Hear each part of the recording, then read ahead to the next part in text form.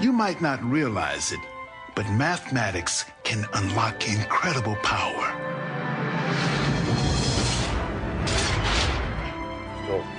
You can use it to make your dreams become reality. Mathematics is a powerful tool for exploring life on Earth and for discovering our place in the universe.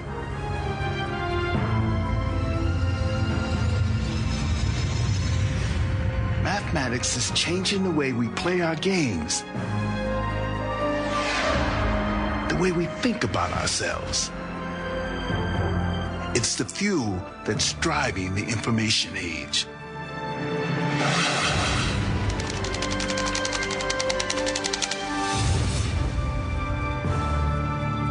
This is mathematics like you've never seen it before. Major funding for this program comes from the National Science Foundation. America's investment in the future.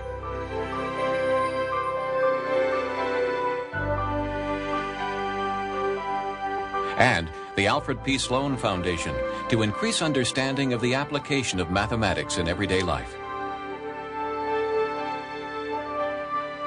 Additional funding provided by the McDonnell Douglas Foundation and the Alcoa Foundation, with exclusive corporate support from Texas Instruments.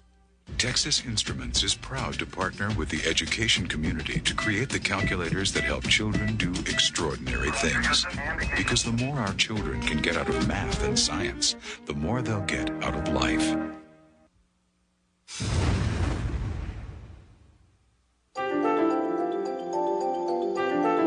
Using these old markings, human beings revolutionized the world. We use these symbols to count, which forever changed the face of commerce, the face of business. Using these early shapes, we changed the world again. By studying and understanding the properties of shapes, we developed geometry. Geometry has given us a way to accurately measure and divide the earth. This was essential for the creation of farming and for the agricultural revolution.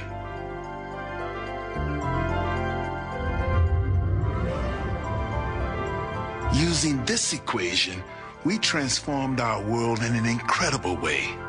This time, we used mathematics to capture motion and movement. The mathematics of calculus helped us create the machines of the industrial age. Today, we're using mathematics once again to change our world. And some say it's happening so fast that you might not realize it.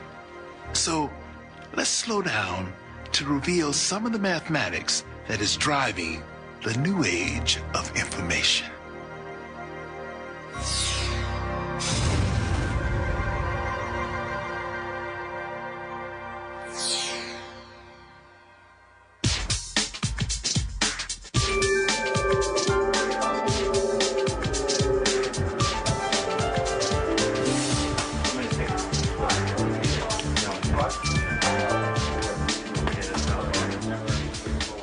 The main thing that we're trying to do at the MIT Media Lab is invent the future and find out how people are going to work and play and learn in the future.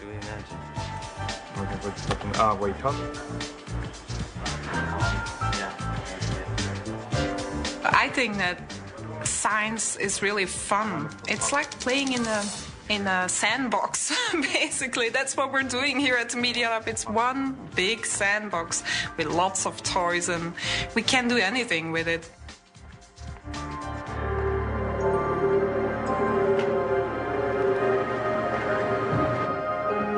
At MIT's Media Lab, Patty Maas and her colleagues are on the cutting edge of the computer industry.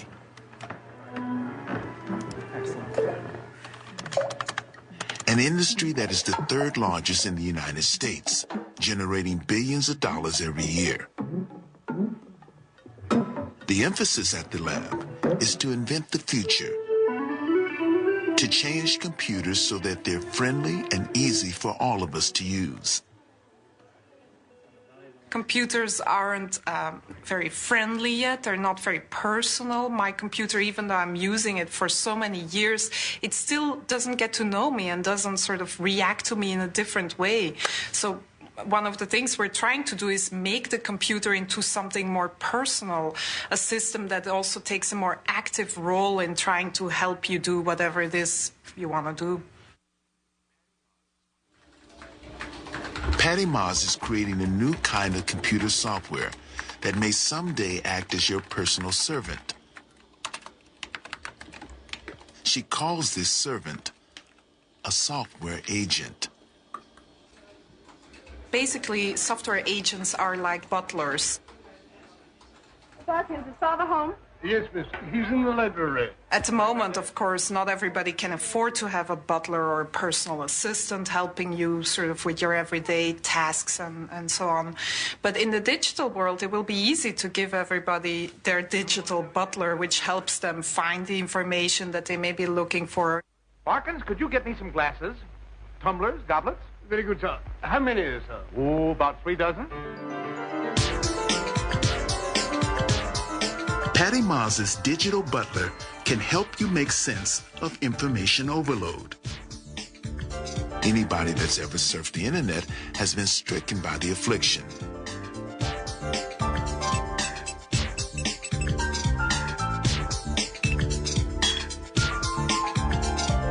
There are millions upon millions of sites and so much to see. It can be overwhelming and confusing. Patty Moss's servant, which she named Firefly, can help.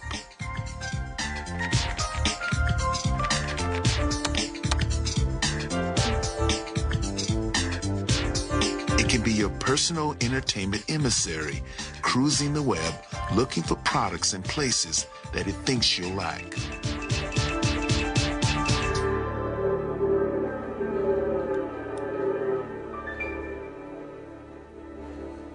So basically, the way Firefly works is that you tell it a little bit about your taste in music and your taste in movies, etc., or your taste in web pages, books, whatever.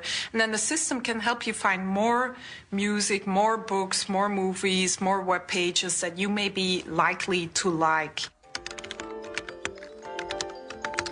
Moss believes that in the future we won't be tied to desktop or laptop computers.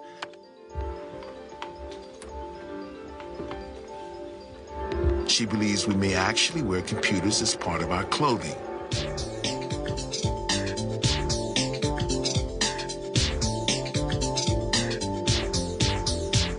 Moss and her colleagues also believe computers may someday become more like pets, like the animated robot named Silas.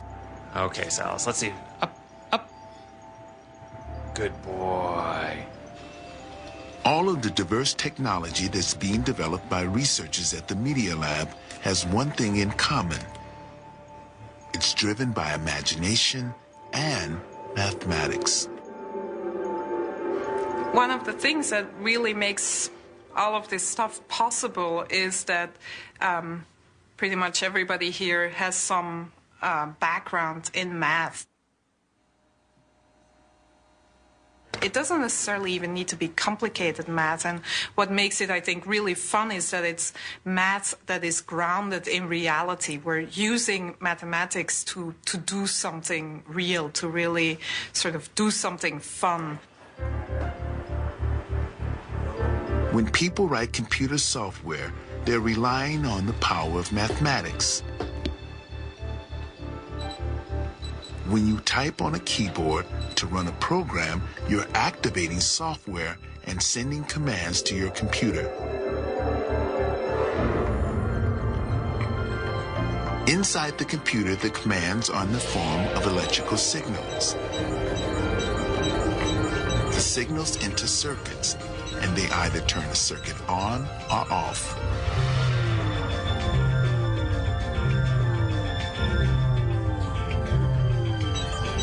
As millions of circuits process commands, a computer seemingly comes to life.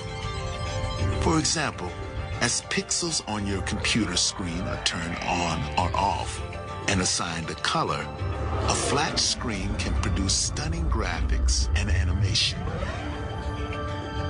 Ironically, this high-tech micro-production relies on a branch of mathematics that's more than a century old.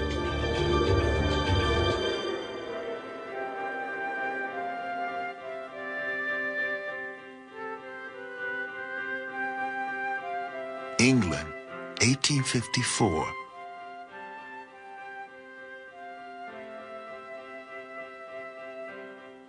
In a small study, George Boole is trying to develop a new kind of mathematics. He has no idea that this will later lead to the modern computer. Boole is concentrating on developing a new type of algebra. What algebra is, in simple terms, it's the science of putting things together. It's a little bit like playing with Lego. When you take a pile of Lego blocks, there are certain rules you can obey, you have to obey, in order to put the Lego blocks together. The rules whereby you put Lego together, we could call the algebra of Lego blocks. Boole is trying to develop the rules that we all use when we put thoughts together. These rules will later become the foundation of computer science. To develop his rules, Boole turns to symbols like X and Y. In traditional algebra, X and Y can stand for numbers. Boole believes that the symbols can also stand for thoughts.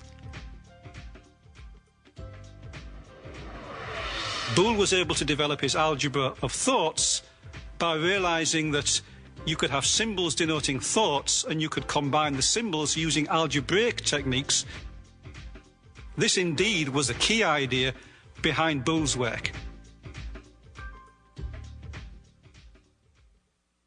Just as numbers can be added, multiplied, and subtracted, Boole begins developing a way to combine statements.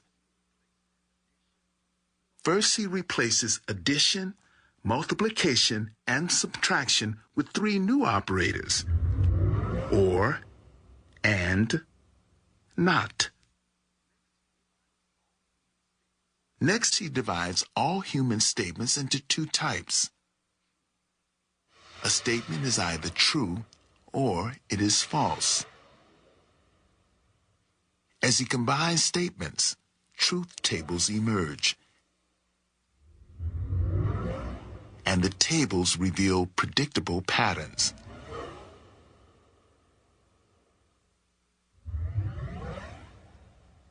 For example, when two true statements are combined with and, the concluding statement will always be true. But if a true statement is ever combined with a false statement, the conclusion will always be false.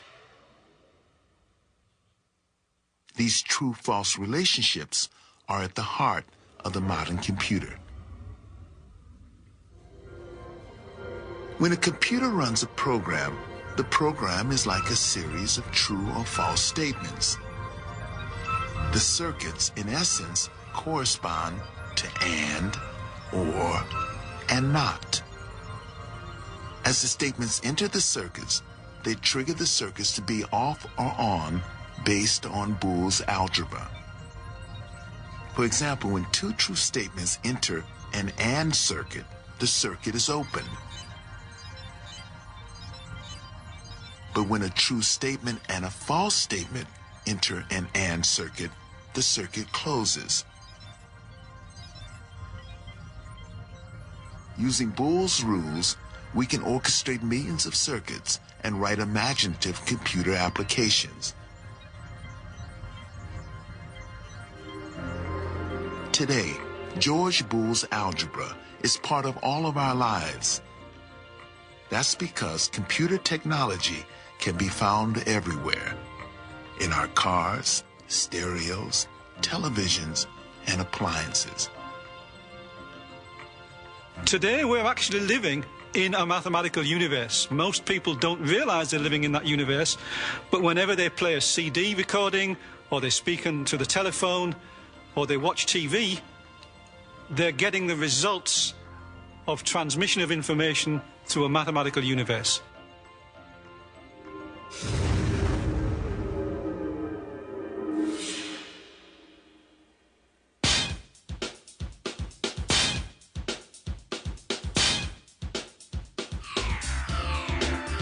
Bill Massey consults for AT&T, which operates the largest and most sophisticated communication network in the world. A network that relies on mathematics.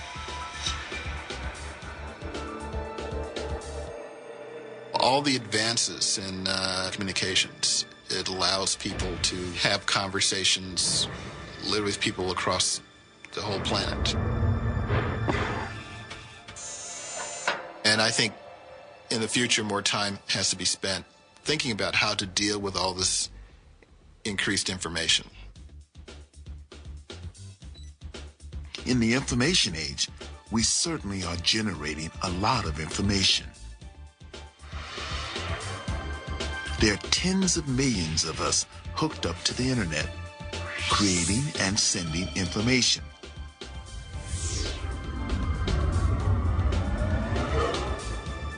There are hundreds of satellites circling the planet, transmitting information back to Earth. Worldwide, there are 5 billion telephones transmitting voice, video, and other data. To help us manage this invisible web of communication, we rely on mathematics. It's mathematics that also helps make this incredible infrastructure affordable.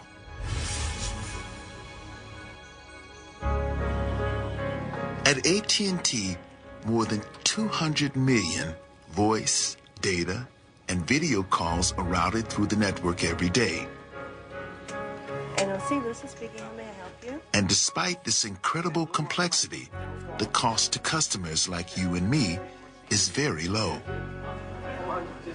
In fact, as the network grows, costs to us have declined dramatically. For example, a typical 3-minute call, coast to coast, has dropped an amazing 82% in the last 50 years. The more interconnectedness that you achieve, the individuals, then the more coordination you have to make these interactions work out properly. And so that's where science, technology, and ultimately mathematics becomes very critical. To help build an efficient and economical system, Massey practices a branch of mathematics called queuing theory. Well, the word queue is a British English word, and in the United States we would call a queue a waiting line. So in American English, this field would be called waiting line theory.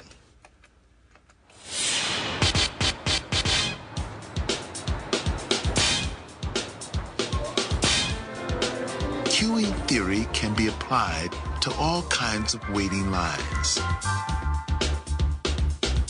Cars wait in line,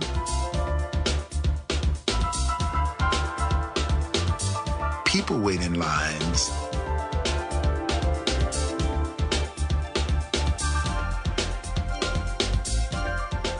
production lines,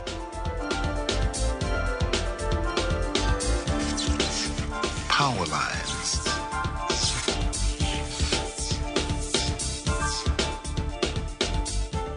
Almost any aspect of life where you are sharing some sort of resource with other people, there's going to be some issue of queuing. Sort of how long do you have to wait?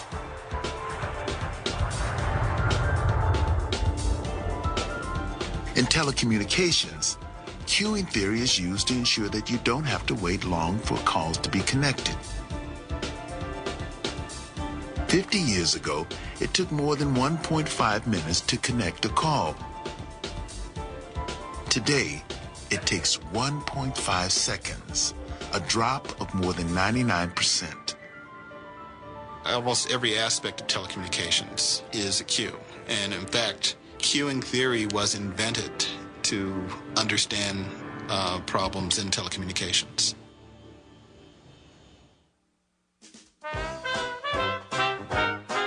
More than 100 years ago, communication was revolutionized by the telephone. Using a telephone, people could send their voices through a thin wire.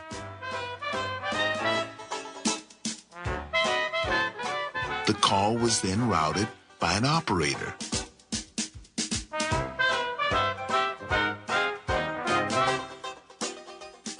Long-distance calls were routed to other operators who routed calls across the country.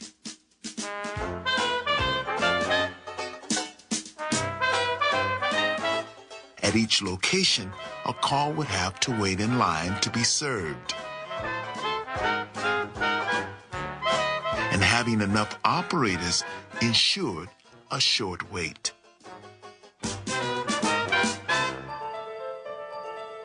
To ensure quick connections today, the AT&T network provides 134 possible routes for every call. For example, if you make a call from Boston to Miami, the call might be routed to any of 134 possible locations where the network is less busy before reaching its final destination. As demand on the system continues to increase, the system grows.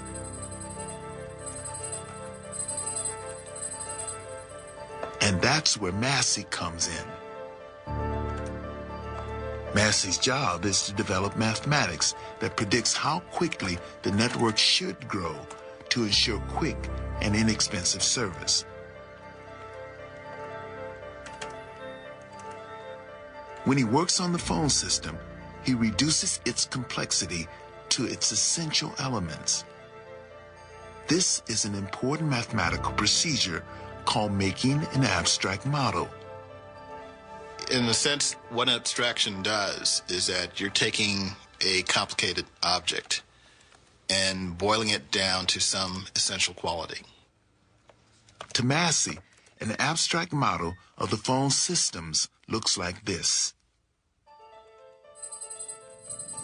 Telephones are connected by wires called a local loop.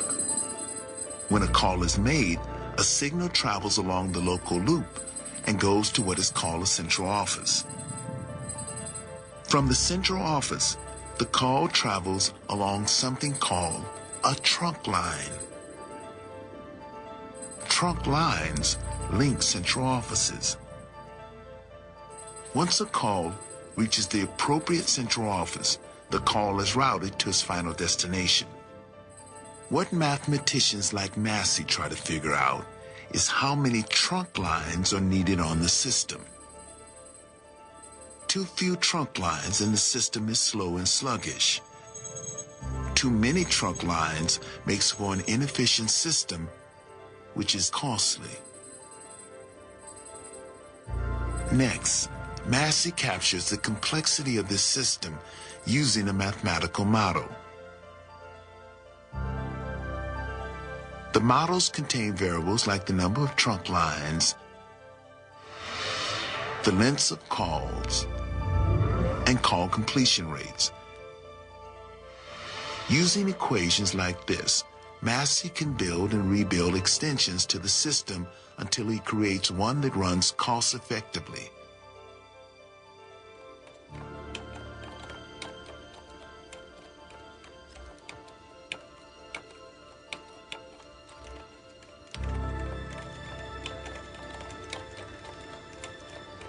The thing to remember about mathematics is that it's mostly about symbols. So manipulating symbols which can stand for other things that are much larger than themselves.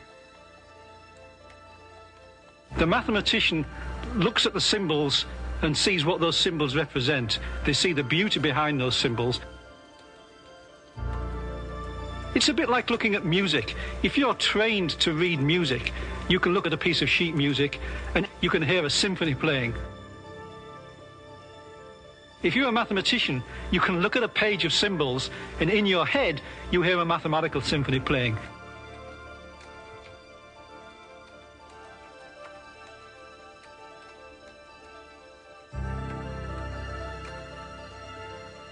Mathematical notation is a common language shared by all mathematicians. Mathematical inspiration, on the other hand, is a personal thing.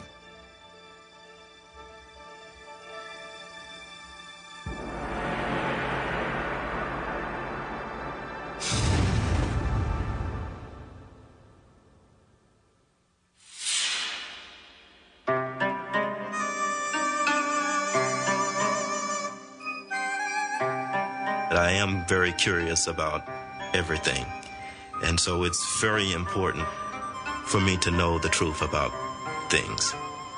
And so I have structured my life in order to find out the truth.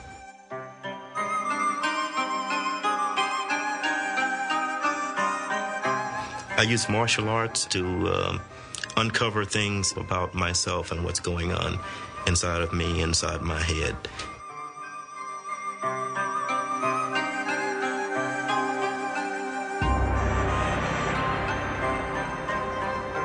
In my mind, part of exploring is searching and recording information.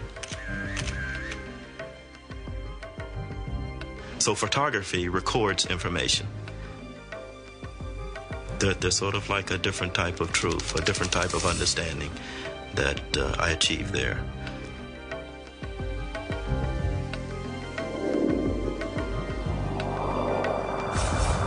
Nate Dean uses martial arts and photography as a way of making sense of the information age. He also relies on the power of mathematics. Dean is a data miner who sifts through the information age clutter in a search for useful and meaningful patterns. We're certainly collecting more and storing more information. And I guess more and more now people have realized just how important this data can be. People store data in lots of places, supermarkets, banks, companies, schools, libraries, all kinds of industries sort of collect information about people or events. And in data mining, what we try to do is somehow extract essential details or information from that data. Today, data mining is used to look for patterns in the stock market. Data mining is used to find patterns in statistical data and satellite information. Much of Dean's work involves cellular telephone fraud. He develops mathematical tools that can be used to look for patterns in your phone bill. For example, your cellular phone bill clearly shows your calling pattern. Dean develops software that detects dramatic changes in that pattern. A dramatic change may indicate that someone has stolen your cellular code and is charging numbers to your account. To mine data, Dean relies on the mathematics of graph theory. The area that I specialize in is called graph theory, or the theory of graphs. Some people think of graphs as like the plots, the XY plots, where like statisticians plotting data. But this is a different kind of graph. Dean can demonstrate the power of graph theory using any kind of data, even common grocery store receipts. For example, a grocery store receipt lists items bought at the supermarket.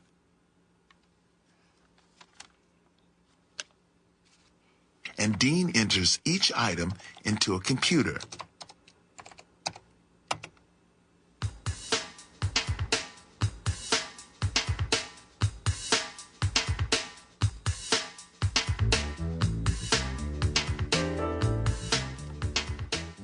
The items are represented by a dot called a node.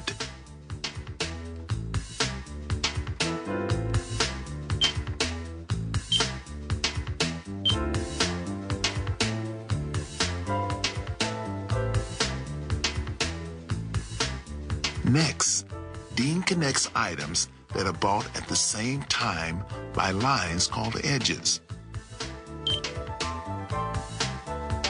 For example, one customer bought soap,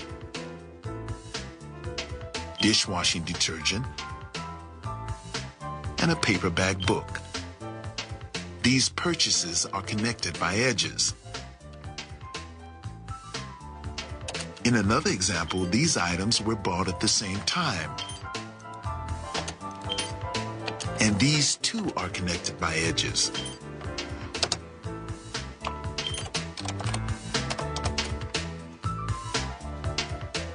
Most of the buying patterns, however, are seen at the heart of the graph.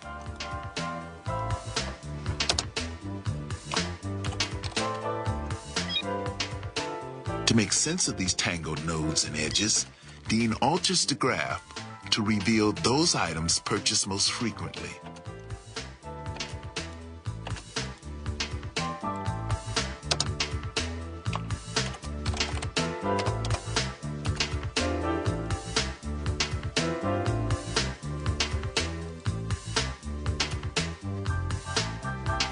This information would be valuable to any grocer because it begins to show not only what customers buy, but how they shop. For example, Dean has uncovered an interesting pattern. Bananas are linked to just about every item in the store. This might suggest to a grocer that he could display bananas throughout the store, not only in the produce section. There's certainly a lot of data mining going on now. And everybody seems to be jumping into it. Corporations everywhere seem to be jumping into data mining. It's a hot topic, definitely. We find that if we look at data the right way, then some patterns start to emerge. Maybe these patterns don't explain everything, but we start to understand a little bit maybe about why people are buying things the way they do, why they buy cars the way they do, or why they buy certain types of soup or certain kinds of toys and things like this. We start to understand things about human behavior and about ourselves. Mathematics can be a powerful tool, and it can even be used to gauge what we think and feel as we all head into the information age.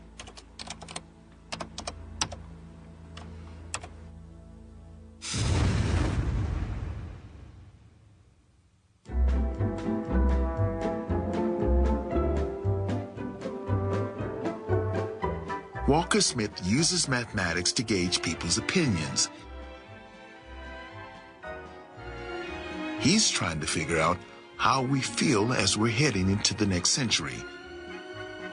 This information is a valuable commodity, worth millions of dollars to advertisers. Yankelovich Partners is a strategic marketing research firm. We work with companies that sell consumer products and services to help them understand the values and the buying motivations of their customers. We do primarily survey research. So we are in the business of interviewing consumers. It's something that I call research the old-fashioned way.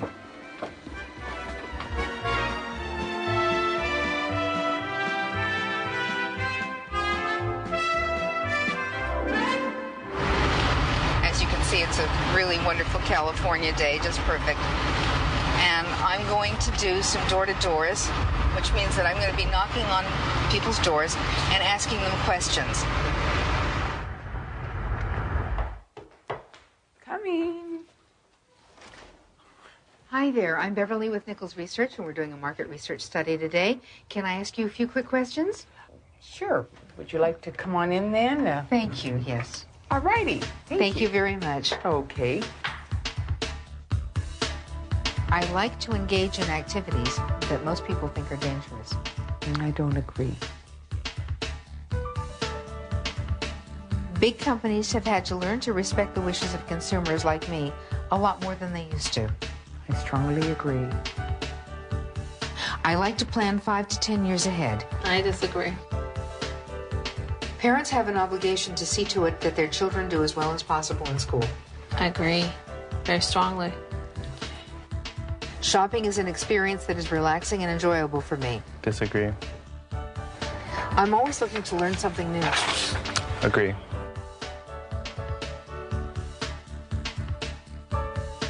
For more than 5 decades, Yankelovich Partners has been tracking the American dream. And they were often among the first to spot new trends.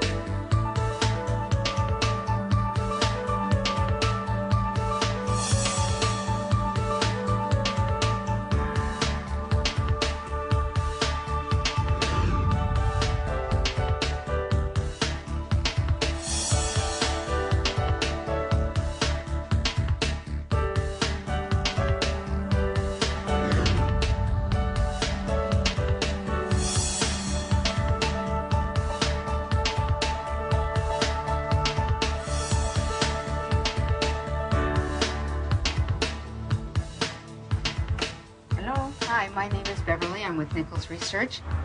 Hi, Today, Yankelovich Partners is tracking a new chapter in the American dream. Once the statistical data is gathered, it is shipped off for analysis.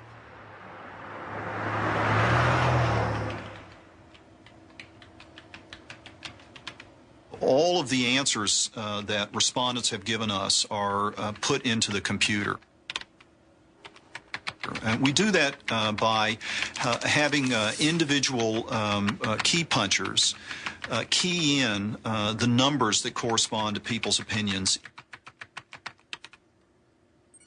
These numbers correspond to people's answers. A 1 means that they strongly disagree with the statement. At the other end of the spectrum, a 5 means that they strongly agree with the statement. Once all of the data is keyed into the computer, and at that point we actually have to begin to analyze it to understand what's going on. The data we collect are more than just a bunch of numbers.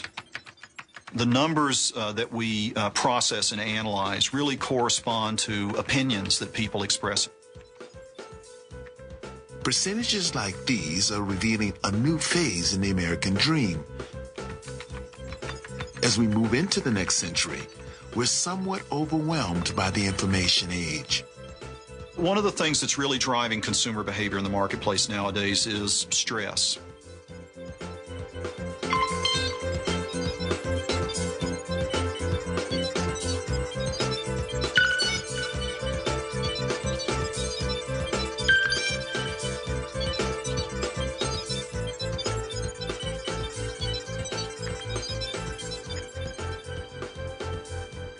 The primary way in which consumers are trying to control the stress in their lives is to simplify their lives. You know, in the 80s, the cry was shop till you drop. In the 90s, the cry is drop shopping.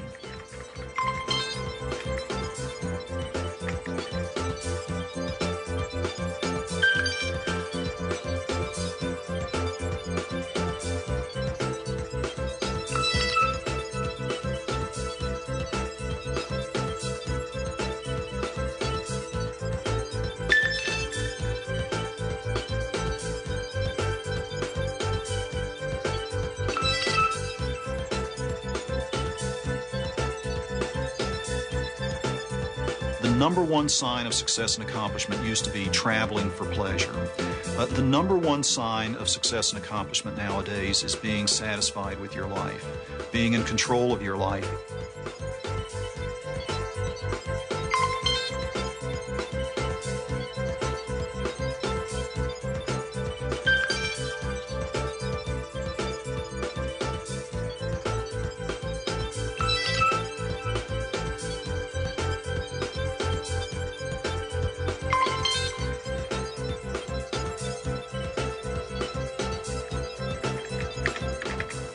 Once marketers know how we think and feel, we all can see this reflected in advertising.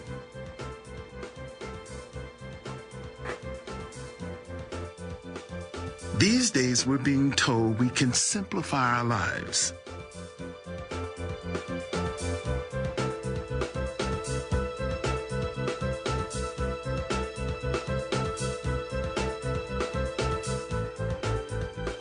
We can take control and build our future.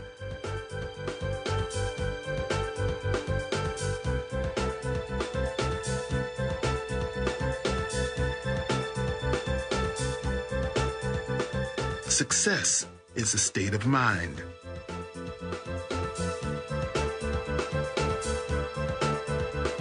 We have seen the American dream go through some significant and indeed radical transformations. It's mathematics that has really enabled us to have the tools and the capabilities of understanding what the American dream is, of tracking it over time, and it's mathematics that is going to enable us to keep up with it in the future.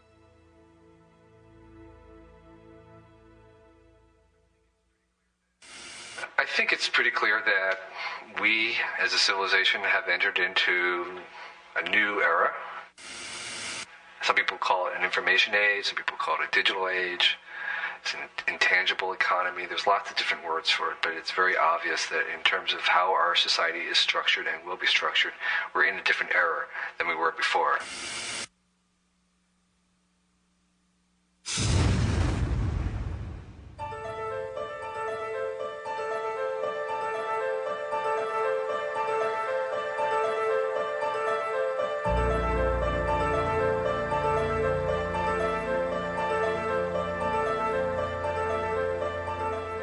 Graciela Ciesielnicki is a mathematician and an economist. She believes the world economy is evolving in some very profound ways.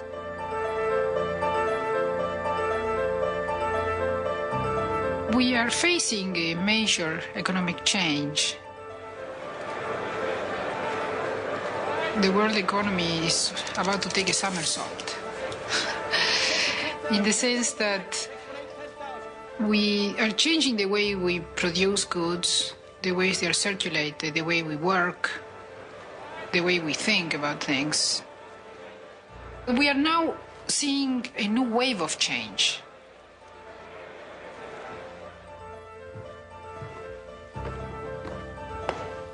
There have been 3 great eras in human history.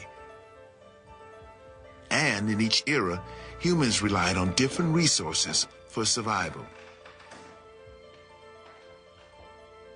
In the first era, humans were hunters and gatherers. They relied on physical strength and their ability to find food. In the second era, humans became farmers and they relied on controlling the land.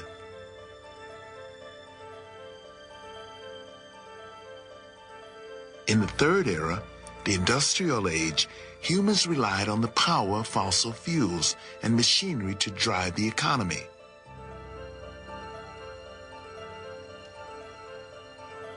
Today, Ciesielnicki and others believe that we're heading into a new age. Now the industrial society is becoming a different type of society. And this different society I call the knowledge society. And this transition that we're going through, I call it the knowledge revolution.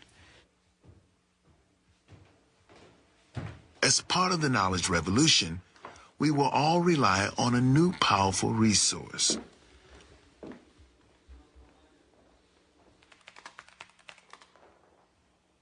Mathematics is the raw material, is the energy that drives the system. Mathematics is like the fossil fuels were for the industrial society. Now, to get energy, we don't burn fossil fuels. Now, to get knowledge, we burn mathematics. We use mathematics.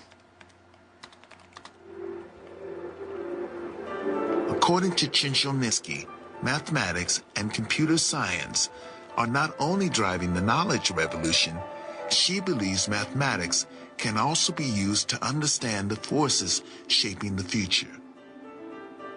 So in addition to being the driving force between these changes, mathematics is very important for our ability to understand, to comprehend these changes, and also to be able to use this understanding to formalize it, to conceptualize it, and to see where we're going, what's happening, and why.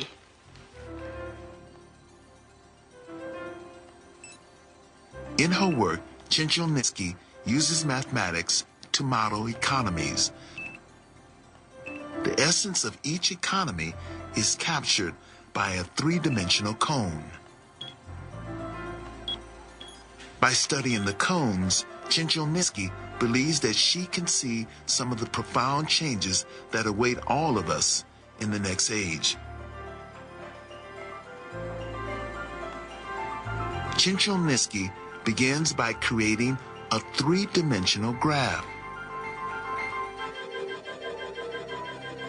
The first axis represents a quantity of industrial goods produced.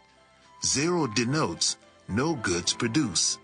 And as we climb the axis, more and more industrial goods are made. The second axis represents the amount of natural resources required to make goods. 0 denotes no natural resources, and as we follow the axis, more resources are used. The third axis represents the amount of knowledge used to produce goods. As we travel along the axis, more knowledge is used. What Chinchilnitsky is uncovering is an interesting relationship between knowledge and productivity. For example, an economy that uses 5 units of natural resources for every unit of knowledge produces 4 units of goods. When more points are added, this economy will produce a cone that looks like this. However, an economy that uses the same amount of resources, 5 units, but more knowledge, will produce more goods. This economy has a cone that looks like this. What Chinchilnitsky finds is a simple relationship. The more knowledge that an economy uses, the more productive it can be with its resources. Knowledge has always been important for anything we did, but the movers and the shakers only felt contempt for people who traded in knowledge. And you might have heard the sentence, if you are so smart, why aren't you rich? Well, the situation has changed. The richest one are the smartest. And it is understood now that it is knowledge which is attracting capital and is attracting money.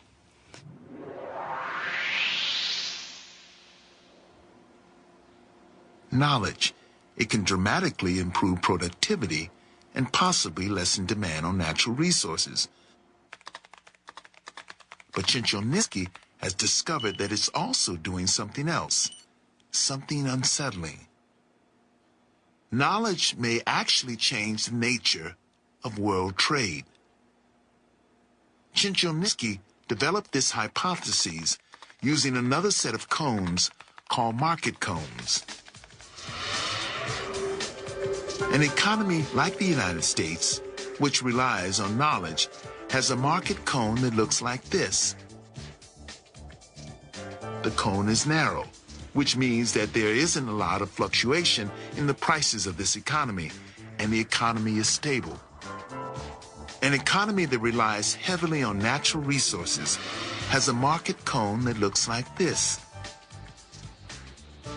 The cone is broad, which means the markets can fluctuate greatly. Countries in South America and Africa would have cones like this. When Chinchilnitsky models several economies, she gets an array of market cones. The point of concern to Chinchilnitsky is where the cones touch. Intersection marks the spot of common interests and values. Cones that overlap mean that countries trade. When cones don't touch, countries don't trade. Chinchilniski's work suggests that knowledge-intensive economies will trade among themselves, leaving resource-based economies out of the loop. According to Chinchilniski, many of the modern trading alliances and free trade agreements we see forming today are a result of this relationship. Now, one concern, of course, is what this will mean for developing countries. Are we talking about a world in which the industrial economies, by the use of superior technology and advanced mathematics, will be moving faster and faster into a more productive future, leaving the developing countries, the agricultural society, further and further behind? The answer is perhaps. We don't know. So we are living through the shift now, through this change, and it's a bit scary. First of all, because although we know that something is changing, we don't know where we're going. Nobody knows where we're going. We haven't been there before. Nobody can say for sure what will happen in the future. But by using mathematics, we can begin to gauge that we're in the midst of profound change. The information age is more than just a buzzword. In fact, it might be the next great era in human civilization. I mean, many people believe that mathematics is boring and complicated. But in fact, these pictures of the cone show that mathematics can be beautiful and simple, and that some of the most interesting phenomena we're trying to explain here can be captured with our geometric intuition, simply by observing these beautiful pictures. In the past, humans have relied on mathematics to build the world in which we live. And today is no exception.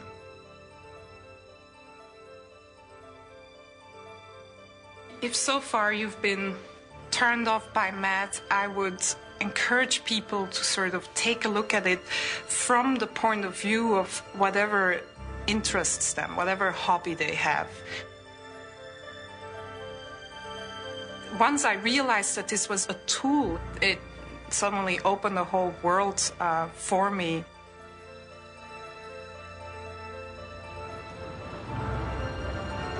Mathematics is part of all of our lives, interwoven almost seamlessly into the fabric of the information age.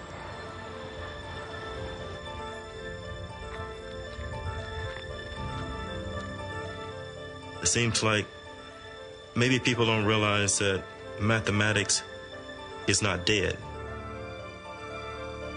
There are a lot of things about the world that we don't know, and it seems that maybe the only way we'll ever know them is through the application of mathematics.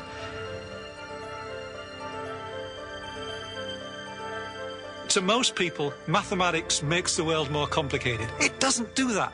Mathematics makes the world more simple. Mathematicians are simplistic creatures. We look at the world in the simplest possible way. We look at it in such a simple way that the only way of capturing the simplicity is with symbols, lines, nodes, edges of graphs. We strip away the complexity. Far from being a dry and boring subject, mathematics is a powerful tool we can use to create a new era, a new world that begins with our ability to imagine and dream.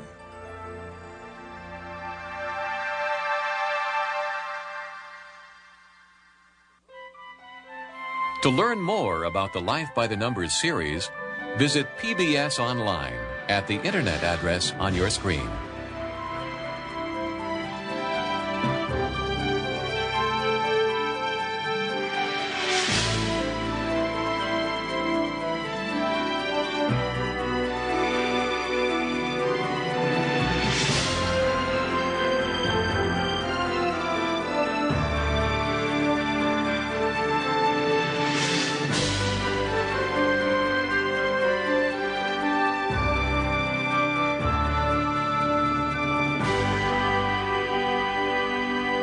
Exclusive corporate support for this program comes from Texas Instruments.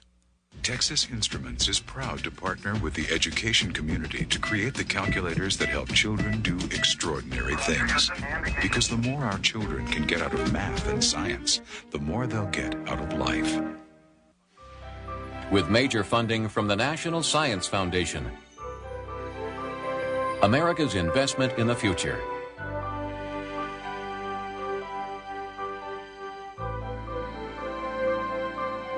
And the Alfred P. Sloan Foundation to increase understanding of the application of mathematics in everyday life. Additional funding provided by the McDonnell Douglas Foundation and the Alcoa Foundation. To order a video of this program, other programs in the Life by the Numbers series, or the companion book, please call 1-800-274-1307 or write to the address on your screen.